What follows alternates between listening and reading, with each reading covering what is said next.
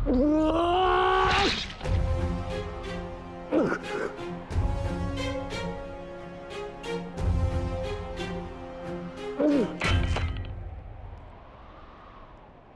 क्या ये आपका न्याय है? क्या इसीलिए आप मुझे मोरपंख हो जाने के लिए कह रहे थे? उत्तर दीजिए, उत्तर दीजिए, उत्तर दीजिए, उत्तर दीजिए, उत्तर दीजिए।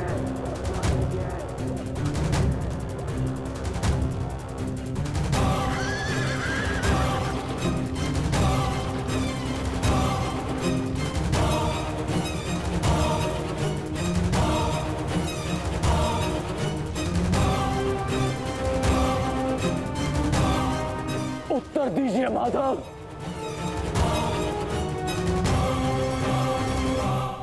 उत्तर बहुत लंबा है कर्ण, और समय बहुत कम।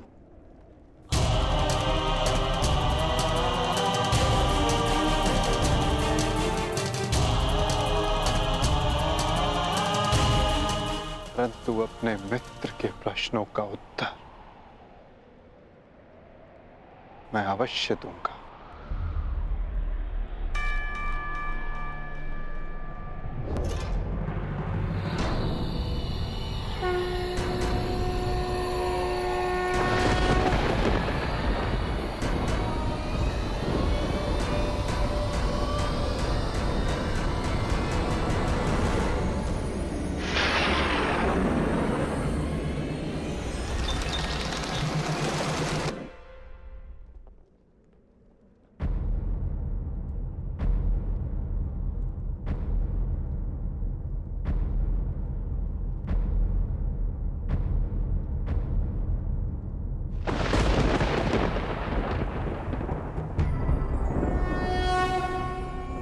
यदा यदा हि धर्मस्य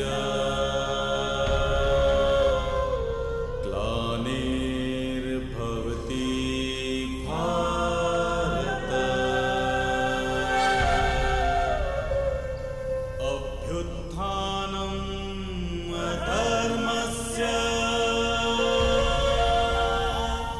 तदात्मानं सृजाम्यहम्।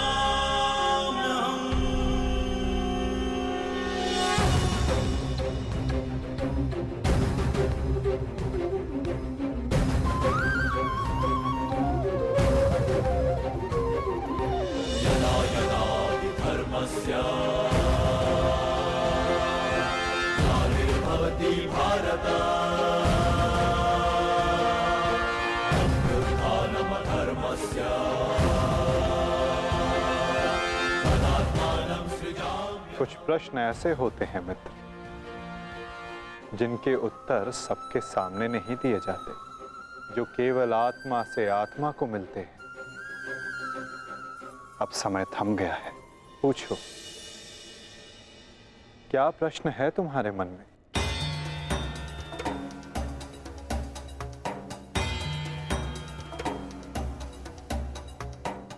आप तो सारथी हैं ना,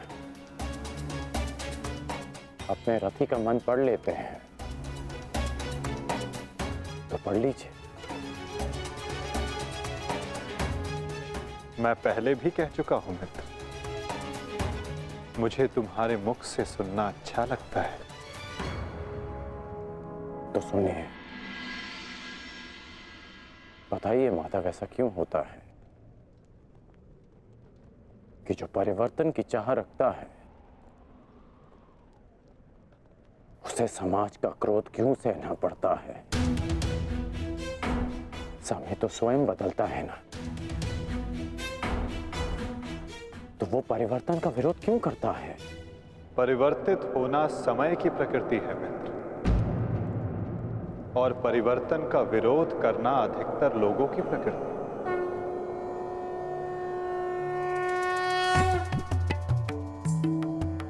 परिवर्तन के कारण मनुष्य को अस्थिर होना पड़ता है, और यही अस्थिरता मनुष्य को पीड़ा देती है मित्र। इसी कारण समाज परिवर्तन के विरुद्ध खड़ा होता है। परिवर्तन करने वालों को पीड़ा देता है ताकि वो परिवर्तन के मार्ग से हट जाए। तो क्या इस विरोध के फलस्वरूप समाज को अधिकार है कि वो एक अबोध की हत्या करे? क्या दोष था मेरे भाई शौनक? यही कि उसने वेद पाठ किया, उसके लिए उसके मुख में पिघला स्वर्ण भर दिया गया।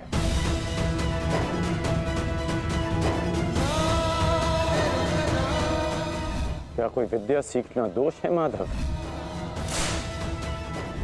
आप ही कहते हैं ना कि सबकी आत्मा एक है। यदि ऐसा है माधव, तो शरीर को जाति के बंधनों में क्यों बांधा जाता है? क्यों गुरु द्रोण ने मुझे जाति के नाम पर शिक्षा नहीं दी?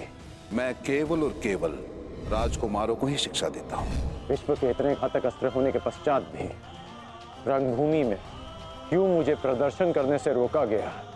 तुम्हें द्वंद्व की अनुमति कदापि नहीं मिल सकती। अर्जुन कुरुवंशी है, अर्जुन क्षत्रिय है, अर्जुन राजकुमार है और तुम केवल एक सूत पुत्र हो। सूत पुत्र। क्यों हर बार मेरे कौशल को सूत पुत्र कहकर दबा दिया जाता है?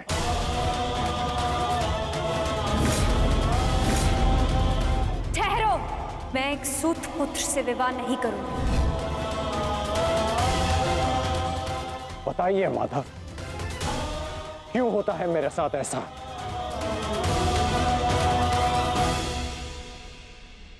चूंकि तुम विशेष थे कर्ण, चूंकि भाग्य ने तुम्हें परिवर्तन के युद्ध का योद्धा चुना, और जो विशेष होते हैं उनकी परीक्षाएं भी विशेष होती हैं। जो अग्नि बुझाने का प्रयत्न करते हैं उनके हाथ भी जलते हैं मित्र। तपाया स्वर्ण को जाता है ताकि वो कुंदन बन सके, ना कि ताम्र या लौह को।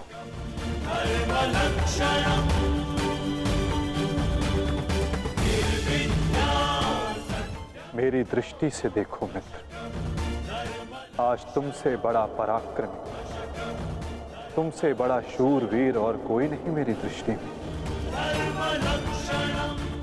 अर्जुन भी नहीं मित्र।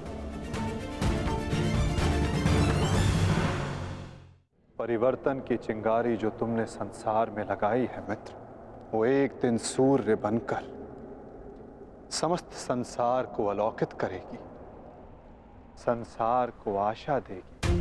परंतु मेरे जीवन में आशा की किरण आप थे माधव। आप मेरी प्रेरणा थे। फिर क्यों अन्याय किया आपने मेरे साथ? आप तो जानते थे ना कि मैं सूत पुत्र नहीं हूं। फिर क्यों सदा मेरे और अर्जुन के द्वंद्व को रोका आपने? और आज भी युद्ध भूमि से दूर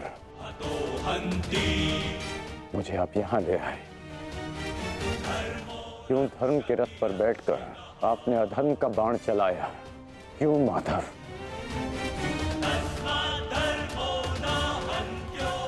यदि आपको मेरे प्राण चाहिए थे तो सीधे कह देते माधव। मैं प्रसन्नता से अपना शीश काटकर थाली में आपको भेंट कर देता।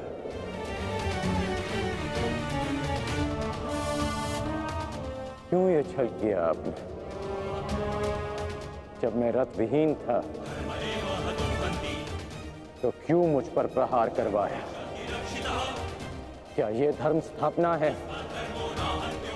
क्या ये आपके अवतार का उद्देश्य है? बोलिए माधव।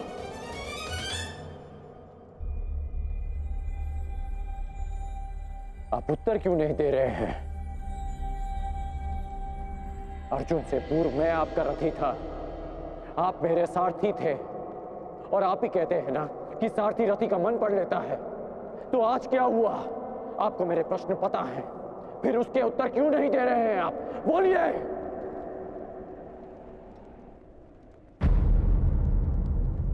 सारथी और रथी भिन्न कहाँ होते हैं राधे? वो दोनों तो एक अंग होते हैं।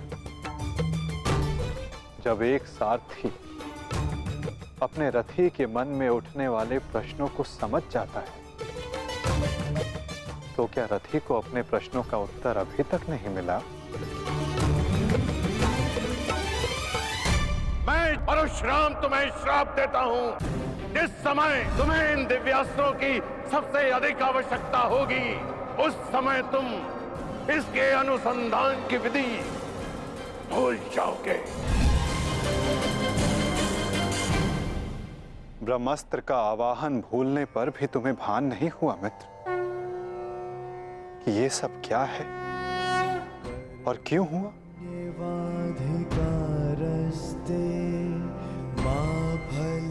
तुम्हें यहाँ खींच कर लाना मेरी विवशता थी मित्र। कर्म फल है दुर्भुः ताकि परिवर्तन के इस शरीर पर श्रापों और पापों का बोझ उतारा जा सके। कर्मण्येवाधिकारस्ते मा फलेषु कदाचन। तुम्हारे रथ का चक्का पहली बार नहीं फंसा है कर्ण।